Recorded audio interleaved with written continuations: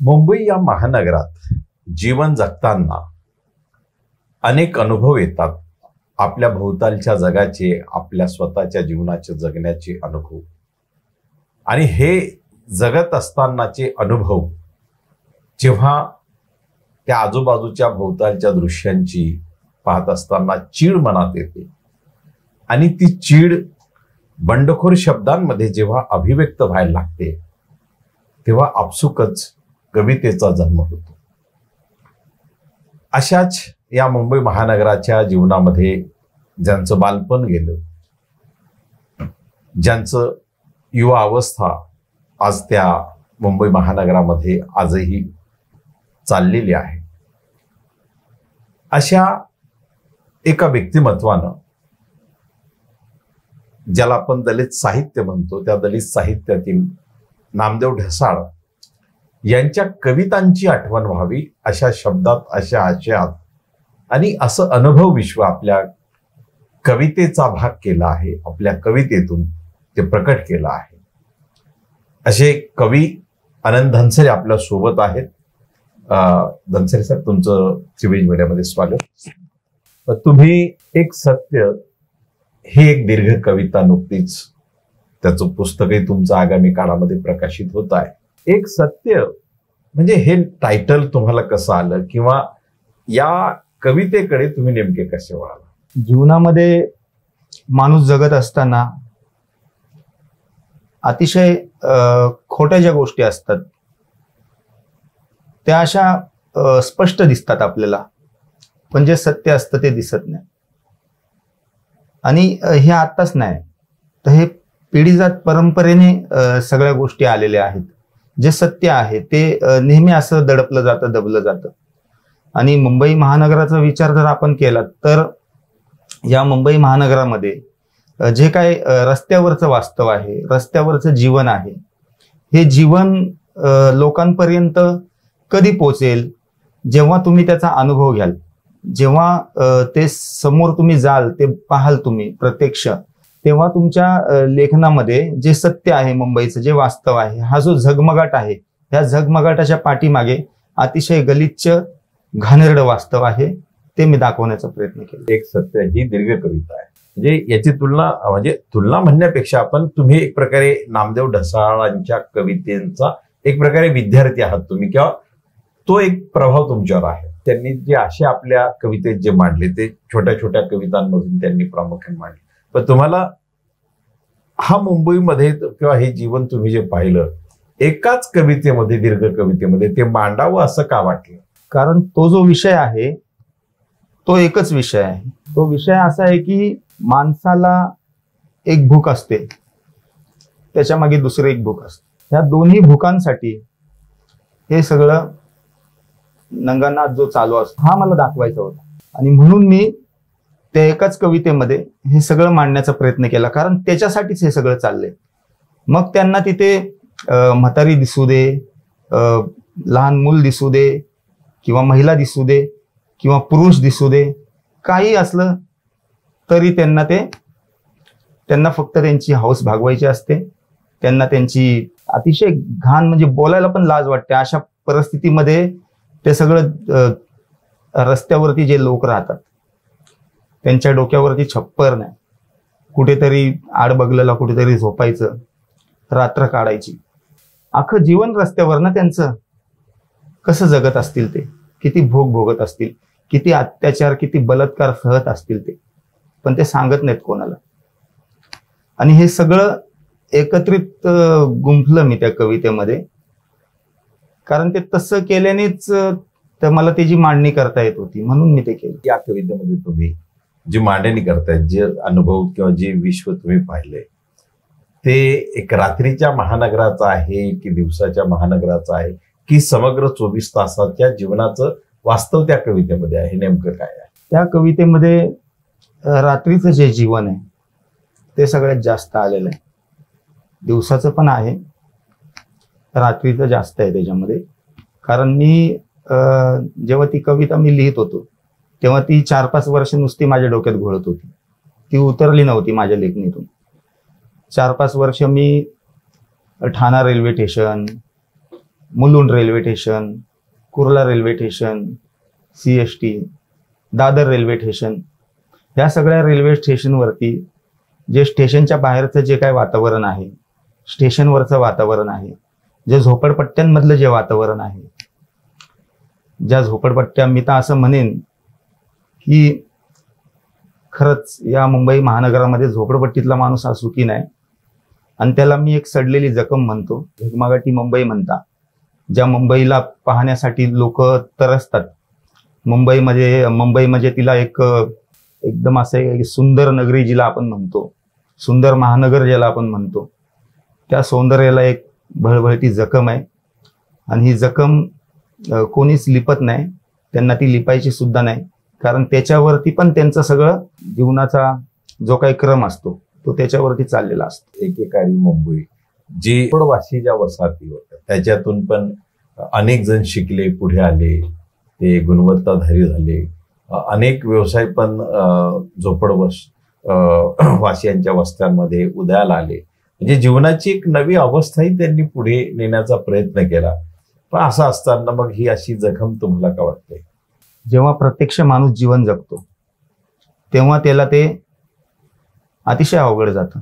आपल्याला फक्त माणसाचं जो पुढे येतो, जो शिकतो, जो मोठ्या पदावरती जातो, आपल्याला फक्त त्याचं यश दिसतं. पण त्या यशाच्या मागे त्याने किती खस्ता खाल्ल्यात, किती दुःख भोगलेत, किती यातना भोगल्यात. संपूर्ण वस्तीमध्ये समजा 3-3.5 हजाराची वस्ती असेल, त्याच्यातून 2-3 माणसं अशी जातात, बाकीची सगळी त्याच्यामध्ये तडपडून मारतात. लहान मुलं, त्यांच्यावरती व्यवस्थित संस्कार होत नाहीत. कितीतरी मुलं आता वाम मार्गाला चाललेले आहेत. कितीतरी मुली शिक्षण न झाल्यामुळे, गरीब परिस्थितीमुळे अतिशय वाईट अवस्था. एक सत्य या दीर्घकवितेत जे मांडलेले ते किती वर्षापूर्वीचा अनुभव आहे, आणि त्यात आता मुंबईमध्ये त्यात काही बदल झाला का नाही त्या सगळ्या प्रकारामध्ये? हे जवळजवळ 92-93 पासूनच सगळं ते म्हणजे लिहायला गेलेलं आहे. आणि लहानपणीचं त्याच्यामध्ये काही 2-3 पानं आलेले आहेत. आणि कधीच काय बदलत नाही, कारण हे बदलावं असं इथल्या व्यवस्थेला वाटत नाही. अण्णाभाऊ साठेंच्या कादंबऱ्या तुम्ही वाचल्या, त्याच्यामध्ये तुम्हाला तेच दिसलं. नामदेव दादांचं साहित्य आपण वाचतो, त्याच्यामध्ये ते झोपडपट्टीचं बकाल वाचतो आपल्याला दिसतं. म्हणजे जे साहित्य म्हणजे आत्ता पण आपल्याला तेच दिसतं, त्याच्यामध्ये आपल्याला काही बदल दिसत नाही. तर मला असं म्हणायचं आहे की ही जी माणसं आहेत, ही पण माणसं आहेत, त्यांना पण मन आहे, भावना आहे. काय नेमकं असं वैशिष्ट्य पाहिलं की तुम्हाला ती अस्वस्थता येते, ती चीड येते, ते शब्दबद्ध करावं, ते मनात तुमच्या घोळत राहतं, अस्वस्थ करत राहतं? काय नेमके ते अनुभव आहे? मला काय वाटतं, भारताचं जे संविधान आहे हे सर्वांना न्याय, हक्क, समान सगळ्या गोष्टी देण्याचा उद्घोष करतो. आणि असं जर असेल तर आत्ता जे सगळं डेव्हलपिंग चालू आहे मुंबईचं, आता तुम्ही मुंबईमध्ये मेट्रो आणली, मोनो आणली, जे काही चाललंय, जे काही तुम्ही सुविधा करतायत, रस्ते चकाचक करतायत, है की नाही, सगळं तुम्ही नवं करत चाललेलं आहात. तर मग हे सगळं करत असताना हा जो पाठी राहिलेला घटक आहे, पाठी राहिलेला माणूस आहे, त्याच्यासाठी तुम्ही काय करता? त्याच्या पण हाताला धरून त्याला पुढे आणलं पाहिजे ना. रस्त्यावरती जे भिकारी बसतायत त्यांच्यासाठी भिक्षकरी गृह होते, ते पण काही प्रमाणात कुठे कुठे बंद आहेत. त्याच्यामुळे रस्त्यावरचे भिकारी पण वाढलेले आहेत. अक्षरशः झोपडपट्टीतले लोक एक वेळ जेवतात, रस्त्यावरचे लोक तर कच्चर पेटीतलं पण खातात. त्यांच्या तर मुलांच्या अंगावर कपडे नसतात, महिलांच्या अंगावर कपडे नसतात, अशा अवस्थेत ते जगतात. मग हे किती भयानक आहे. माणसाला एक साईडला माणूस आपल्याला सुंदर कपड्यात नटलेला दिसतो, एक साईडला आपल्याला भोंगळा उघडा नागडा माणूस दिसतो. हे जे चित्र आहे, हे चित्र मुंबईला लाजवणार आहे. मुंबईला लाजवणार तर आहेच, पण इथली जी व्यवस्था आहे त्या व्यवस्थेला पण लाजवणार आहे. सत्य या दीर्घ कवितेमध्ये म्हणजे तुम्ही वेगवेगळे अनुभव मांडत असताना त्याची सुरुवात, त्याच्या मधल्या भागात, त्याच्या बरंच शेवटी म्हणजे एक तुमची जी मांडणी होते किंवा जे काही येतं ते एखाद्या स्त्रीला किंवा एखाद्या मैत्रिणीला तुम्ही तिच्याशी एक संवाद साधल्याचं एक शब्दचित्र त्याच्यामध्ये येतं मध्ये मध्ये. हे नेमकं काय म्हणजे हा तुमचा एक स्वानुभव आहे की तुम्ही पाहिलेलं त्या जगातला अनुभव आहे? म्हणजे तुम्ही कुठल्या तरी एका मैत्रिणीच्या संदर्भात ते संबोधन आणतात, ते संबोधन आणून मग ते मध्ये मध्ये येत राहतं. म्हणजे हे नेमकं मध्ये मध्ये मिक्स होतं किंवा हे संबोधन येतं, हे नेमकं कसं घडत जातं? मग कोणतंही लेखन करताना, मग ती कादंबरी असो, कथा असो, आपल्याला ते कोणाला तरी सांगावं लागतं, कोणाला तरी सोबत घ्यावं लागतं. या अर्थाने ती प्रेयसी सोबत आलेली आहे. बाकी त्याच्यामध्ये दुसरं असं काय?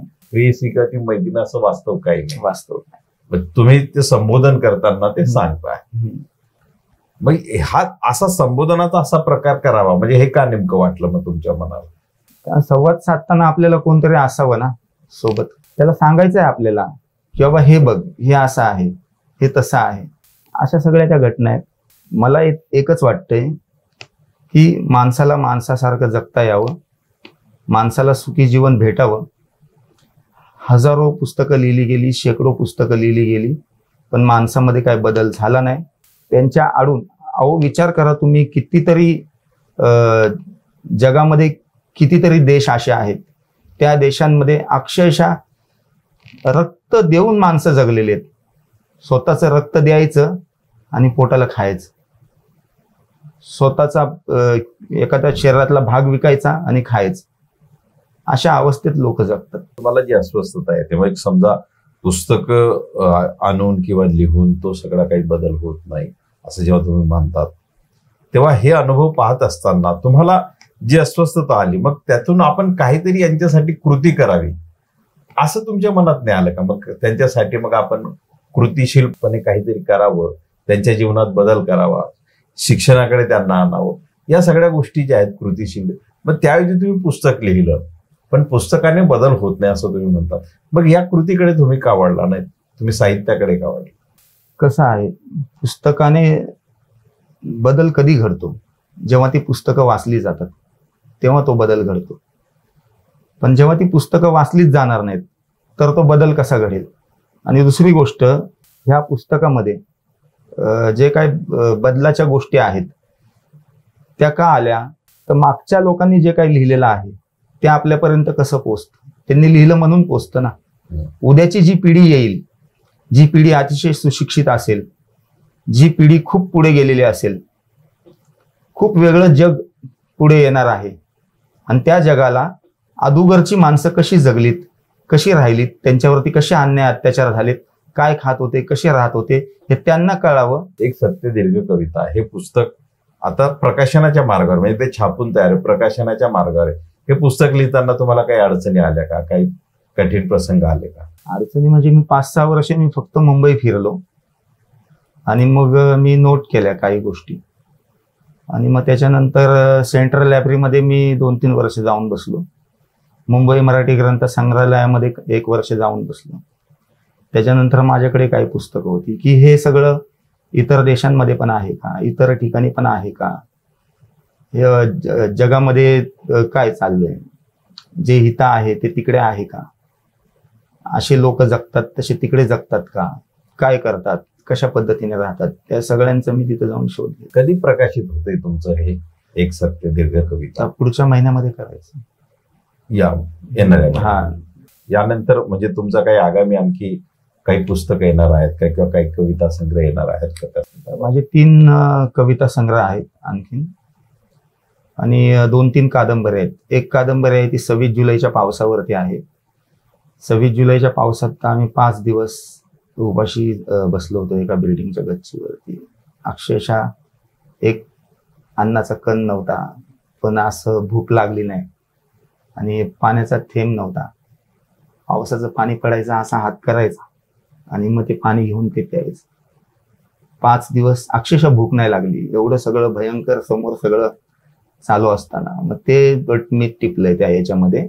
आठवणीतला पाऊस म्हणून त्या कादंबरीचं नाव आहे. दुसरी एक कादंबरी आहे माझी सौंदर्य म्हणून, आणि एक वैभवी कादंबरी आहे. तर वैभवी कादंबरीमध्ये असं म्हणतात की बौद्ध होऊन तुम्ही काय मिळवलं, किंवा तुम्ही बौद्ध झालात का, तुमच्यावरती बौद्ध धर्माचे संस्कार झाले का. तर मी त्याच्यामध्ये सकारात्मक भूमिका मांडली. म्हणजे त्याच्यातलं जीवन असं आहे की एक बौद्धाचार्य असतो आणि त्याचा एकच मुलगा असतो, त्याचं लग्न झालेलं असतं आणि त्यांना एक मुलगी असते लहान 4 वर्षाची. मग त्यांचं ऍक्सिडेंटमध्ये ते 2 जण वारतात. तेव्हा मग तिला तिचा आजोबा सांभाळतो. मग तो तिच्यावरती बुद्ध धर्माचे संस्कार करतो आणि मग ती पुढं कलेक्टर वगैरे झालेली दाखवली आपण त्याच्यामध्ये. आणि त्यांचे जे संवाद वगैरे होतात ते सगळे बुद्ध धर्माच्या तत्वाप्रमाणे सगळं. आगामी महिन्यामध्ये तुमचे पुस्तक प्रकाशित होत आहे. या पुस्तक प्रकाशनाचा कार्यक्रम लवकरच हो. हे पुस्तक प्रकाशित होऊन वाचकांच्या, प्रेक्षकांच्या, श्रोत्यांच्या हातात ते लवकर पडो, या शुभेच्छा. धन्यवाद, तुम्ही त्रिवेज मीडियाला वेळ दिला.